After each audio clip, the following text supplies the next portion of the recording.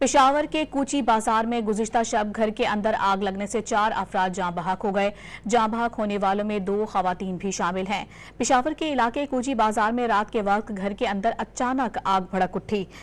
खौफनाक आग के नतीजे में 2 खवातीन समेत 4 अफराद जाँ बहक जबकि 4 जख्मी हो गए। रेस्क्यू तर्जुमान के मुताबिक एहलकारों ने फौरी कार्रवाई करते हुए मुतासरा इमारत से 6 अफराद को बाहिफाजत निकाला। आग बुझाने के दौरान रेस्क्यू 112 के 2 फायर फाइटर्स भी धुएं और गर्मी से मुतासर हुए। रेस्क्यू और फायर ब्रिगेड की कई गाड़ियों ने मौके पर पहुंचकर इमदादी कार्रवाइयां की और कई घंटों की जिद्दोजहद के बाद आग पर काबू पाया।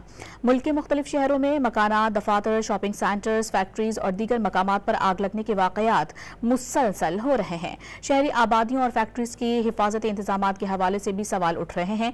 ये सवाल भी अहम है कि आखिर आग लगने के मुसलसल वाकयात की वजह क्या है। इंतजामिया किसी भी इलाके में आग लगने के बाद तो हिफाजती इकदाम कर लेती है, लेकिन आग लगने से पहले इकदाम क्यों नहीं किए जाते।